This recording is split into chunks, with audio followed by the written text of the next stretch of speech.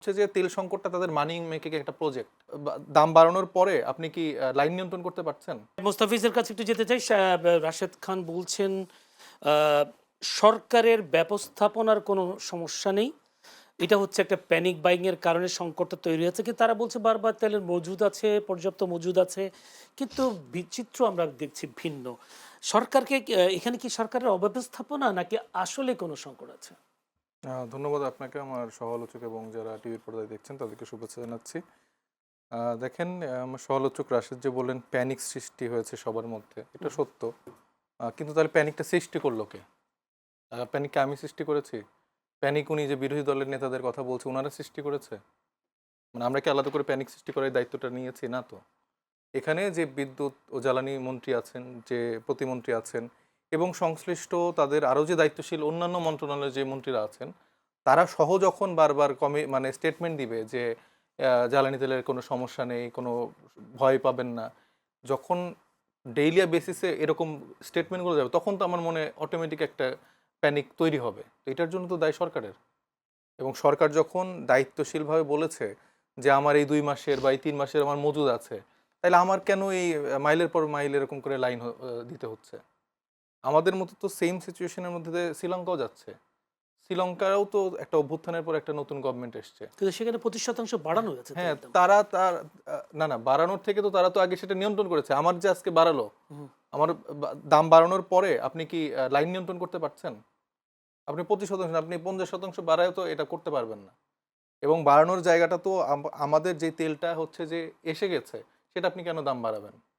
আপনি যদি এখন বাইরের রেটের সাথে মিল করে কেনেন, সেখানে আপনি ভর্তুকি না দিয়ে হচ্ছে যে সেক্ষেত্রে আপনি দাম বাড়ান।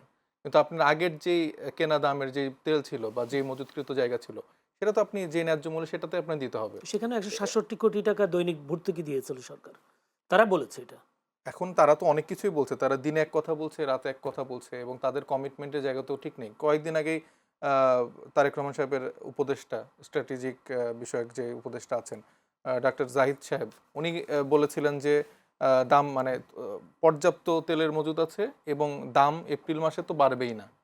এবং আমরা গতকালকেই দেখলাম যে মাহাদি আমিন সহ তাদের প্রেস উইং এর যারা দায়িত্বশীল যারা আছেন, তারা একটা বিশাল একটা প্রোগ্রাম করলো। বিশাল প্রোগ্রাম বলতে তারা একটা ২ মাস পূর্তি উপলক্ষে প্রোগ্রাম করেছে, সংবাদ সম্মেলন করেছে এবং ৬০ দিনে ৬০টা খুব বড়, বড় কাজের তারা ফিরিস্তি দিল। ফিরিস্তি দেওয়ার পরে বলল তারা দাম বাড়ায়নি। তার ৪ ঘন্টা পরে আমরা দেখতে পারলাম যে অলরেডি হচ্ছে যে সবকিছুতে ২০-২৫ টাকা করে বেড়ে গেছে। এটা তো সামগ্রিকভাবে আমাদের একটা বড় লস হয়ে গেল এবং এই দাম বাড়িয়ে যদি তারা সবকিছু নিয়ন্ত্রণ করতে পারতো, এই মানুষের ভোগান্তিগুলো লাঘব করতে পারতো, তাহলে আমি তারপরও মেনে নিতাম, আচ্ছা ঠিক আছে, মানুষের কষ্ট করতে হচ্ছে না। যারা পাঠাও রাইড করে, সে মানুষগুলোর সকাল ভোরবেলা যে রাত্রে যে তেল পেতে হচ্ছে তো না। পারছে না কেন তাহলে? তো সরকারের অবস্থা না, সরকার হচ্ছে যে সেভাবেই করছে না, কারণ সরকারের এই একটা প্রবলেম দিয়ে তারা এখানে মানি মেকিং, এটা হচ্ছে যে তেল সংকটটা তাদের মানি মেকিং একটা প্রজেক্ট। এই জন্য তারা পারছে না। হুম। তারা মানে যখন আপনার মানে মানি চাহিদা মেকিং এ কারা জড়িত আসলে? স্বাভাবিকভাবে কারা জড়িত থাকে, একটা গভর্নমেন্টের পার্টের মানে গভর্নমেন্টের যদি সেরকম সাপোর্ট না থাকে, কোনো এসালম গ্রুপ বলি বা বেক্সিমকো গ্রুপগুলি, এরা কি গ্রো করতে পারে? হুম, আপনার যদি সদিচ্ছা না থাকে, আপনি তো এদেরকে ওইরকম মনস্টার হইতে দিবেন না। হুম। মানে একটা ব্যবসায়ী সাধারণভাবে যে গ্রোথটা করার সেটা করতে পারে, কিন্তু আপনি যখন এই বেক্সিমকোর মতো মনস্টার হয়ে যান, তার মানে আপনাকে সেই ক্ষেত্রে সরকার একটা সাপোর্ট লাগে, যেটা বেক্সিমকো বা এরকম কিছু কোম্পানি আওয়ামী লীগের সময় হয়েছে।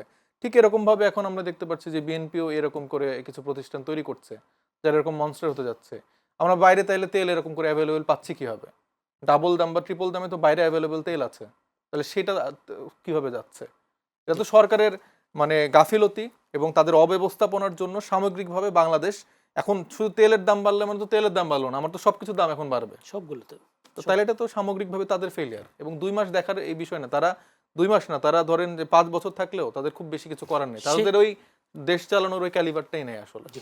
আচ্ছা, সেক্ষেত্রে তাদের একটা অভিযোগ, যদি রাশেদ খানও বলছে বিরোধী দল আসলে এই সংকট সমাধানে তেমন কিছু এগিয়ে আসছে না। এটা আমি একটা বিরোধী দল একটা সংকট একটা একটা সমাধানে একটা কি প্রশ্ন এগিয়ে নিই। আসবে? বিরোধী দলের জামাত আমিরকে দেখলাম পেট্রোল পাম্পে, তিনি পরিদর্শন করেছেন এবং তিনি যখন চলে যাচ্ছিলেন গাড়িতে করে, তখন জনগণকে বললেন যে আপনারাও রাস্তায় নামতে হবে দাবি আদায়ে। তো ফেসবুক বা সামাজিক যোগাযোগ মাধ্যমে বলা হচ্ছে জামায়াত আমির তেল প্যাম্প পরিদর্শন করতে গিয়ে জনগণকে আন্দোলনের দিকে উস্কে দিচ্ছে। আহ, যদি এটা দিয়ে থাকে আমি তো খুব বেশি দোষের কিছু দেখছি না। আপনি সলিউশন কি দিচ্ছেন আমাকে? আমি যখন সংসদীয় অধিবেশনের ডে ওয়ান থেকে যখন আমরা একটা সুন্দরভাবে আন্ডারস্ট্যান্ডিং এর ওয়েতে একটা সুন্দর রাজনীতি প্রতিষ্ঠা করতে চাইলাম, আপনি ডে ওয়ানে জনগণের সাথে প্রতারণা করলেন। আপনি সংবিধান সংস্কার বিষয়ক ওতটা নিলেন না। আপনি নানা রকম হাইকোর্ট দেখালেন, নানা রকম সংবিধানের ত্রুটি দেখালেন। এটা হইলে এটা হবে, ওইটা হইলে এটা হবে। সালাউদ্দিন সাহেবের বিশাল ফিরিস্তি। তো আপনি জনগণের রায়কে আপনি যখন অবজ্ঞা করেন, আপনি যখন দেশের এত মানুষের স্যাক্রিফাইসের ফলে যে পরিবর্তনটার জন্য আমাদের এই গণতান্ত্রিক একটা পথযাত্রা আমরা গেলাম, সেটাকে যখন অবজ্ঞা করেন, তাইলে তো আমার মাঠ ছাড়া তো আর ওয়ে নাই। আপনি সংসদে 2 মিনিট 1.5 মিনিট কথা বলে কতক্ষণ আর দেশের মানুষের কথা জানাতে পারবে? আলটিমেটলি তো আমাদের সেই একই জিনিস, মানে জাস্ট আওয়ামী লীগের হাসিনা নাই, আওয়ামী লীগ হয়তো দলটা নামে নাই, আর বাকি সব আগের মতোই তৈরি হয়ে গেছে। তো সেই জায়গায় তো আমাদের কাছে রাজপথ ছাড়া আর কোনো অপশন নাই। জি, এবং এই দাবিগুলা, এই মানুষের ভোগান্তিগুলা দূর করার জন্যই তো আমাদের এই আন্দোলনগুলো ছিল। ধন্যবাদ।